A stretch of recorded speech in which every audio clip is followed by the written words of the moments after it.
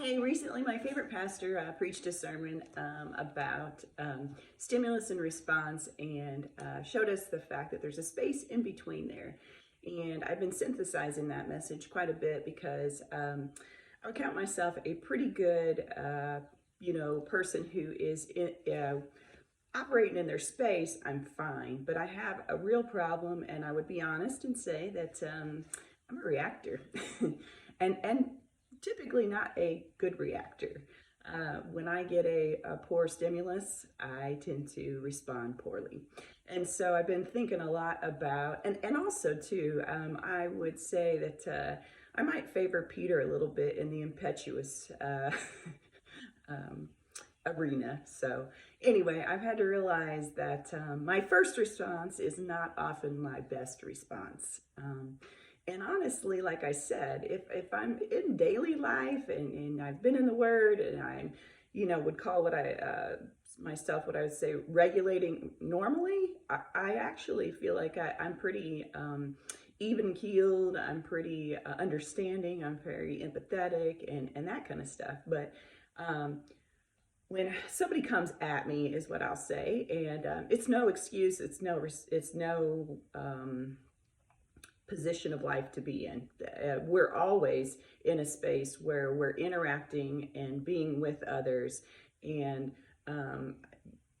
saying whatever, it's not okay.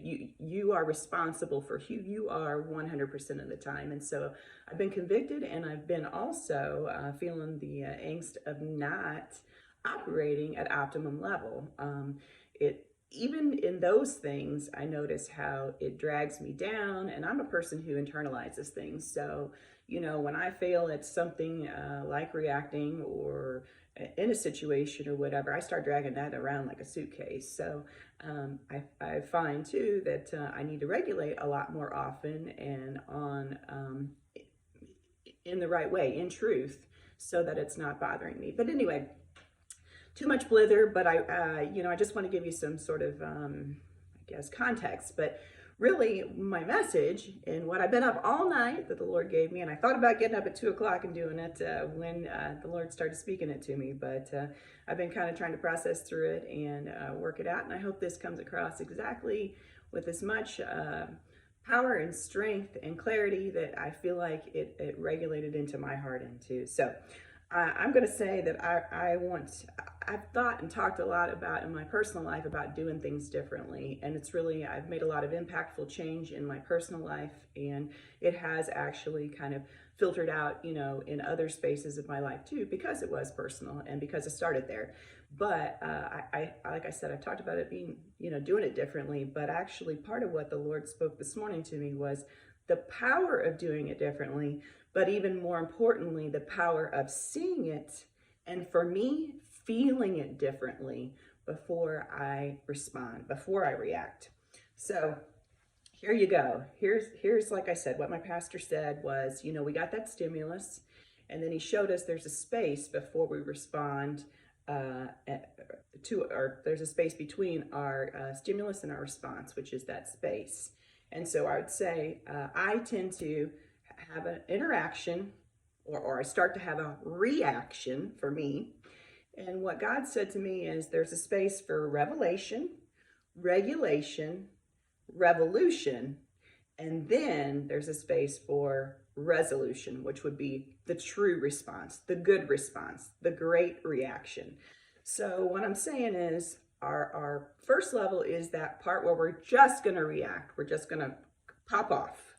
And then our second spot, instead of popping off, is we go to revelation and we think to ourselves, there's a space here. I got something else I could do.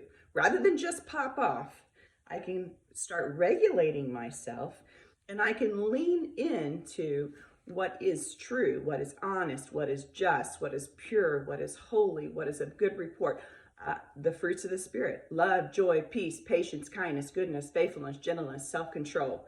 So I lean into the truth of what's right here, not just what's a pop-off reaction or how it hit me or what it hit inside of me or what, that word right now, everybody says it triggered me. Okay, so instead of having to react in being triggered, I react in truth. You can react in truth. We react in truth. And you know what? When we react in truth, we win. We win. That's where God's at. That's what makes the difference. That's what shows us and shows the world a better place and who God is by our true reactions. So we have that spot where we're going to react. We have that place where God gives us a revelation. There's a space that we can regulate or have regulation to do something different. And the revolution part is the part where we can redeem it. Where now that in that space of regulation, we saw and we felt that it could be different. Now the revolution part is to act it different, to do it different, to respond different, to push it out different. And practically, I want you to think about this also too. So for me, like I said, on a personal level, I have some strongholds or whatever that I deal with. One of them really is fear. So I notice so often that when I'm in a situation and something hits me, a lot of times my trigger inside is fear. Like it scares me, it intimidates me, it makes me feel small, it worries me, anything you can think of, along the line of fear or whatever. If I hit something, I automatically want to respond from my fear or my trigger point of, worry or whatever. So I've had to learn that, and that's a habitual, and that's often too, I want you to think about this too, on a personal level, it's typically circumstantial. So when I'm starting to react in those ways, I'm reacting typically to a circumstance, okay? So I can then synthesize that and say, okay, this is a circumstance, and now I'm making it something else. I'm triggering fear into it because I can still speak truth into a circumstance. One of the other points that I've been listening to some mentors too, and I don't remember who said it, but somebody said, there is the fact of what's happening, but there's also the truth of who God is and what authority he exercises in and through our lives. And so again, there's those things where you have to just reframe them. You have to take them back to the truth. You have to take them back to the Lord, and you have to take them back to the Holy Spirit's power to work inside you and through you and to allow that to happen. One of the other practical ways that I think you can apply this also is relationally, okay? So a lot of times in relationships, there's history and there's trajectory. And there's present also, but here's the thing too. A lot of times we'll operate in our relationships, our present, in our past history with that person or with those circumstances or with that whole situation. And one of the things that God started teaching me a few years ago, especially because I have some relational potholes in my history or whatever with, different family members and circumstances, and there was divorce and whatnot in my background and stuff like that. And so it didn't all flush out perfectly or whatever. And so it created a lot of relational issues in and throughout my life through not only my parents, but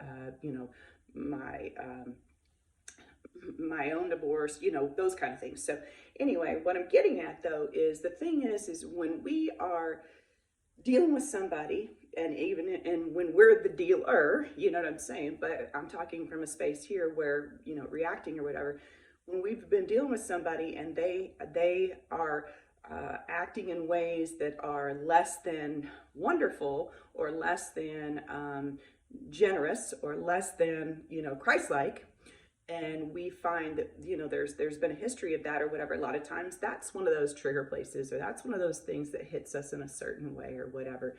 And again, we'll do a whole big teaching on this, I think, because it's worth it.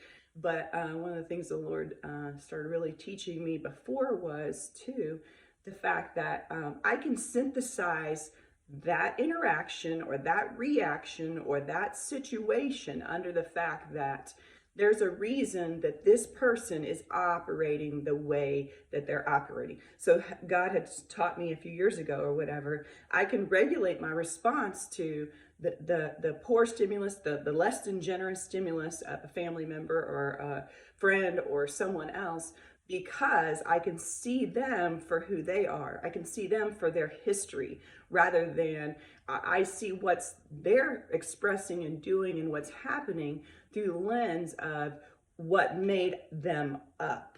And so I don't get as aggravated, or I don't get mad, or I don't necessarily need to react, because I understand that they're coming from a place of their own brokenness.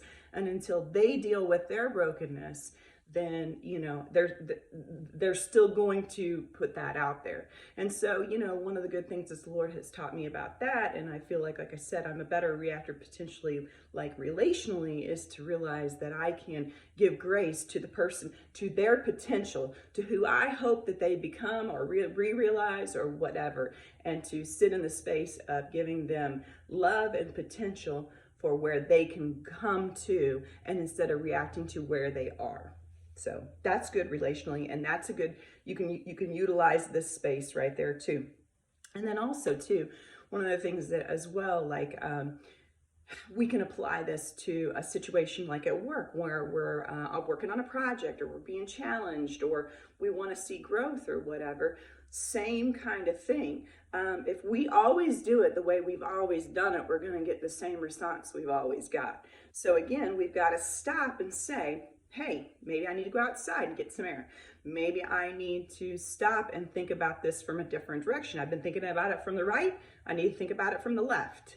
So we want to come at it differently. And we want to, like I said, give credence to this place of just, instead of an automatic, auto-generated, autopilot response. So anyway, I hope this helps. I hope this makes your Friday a better day.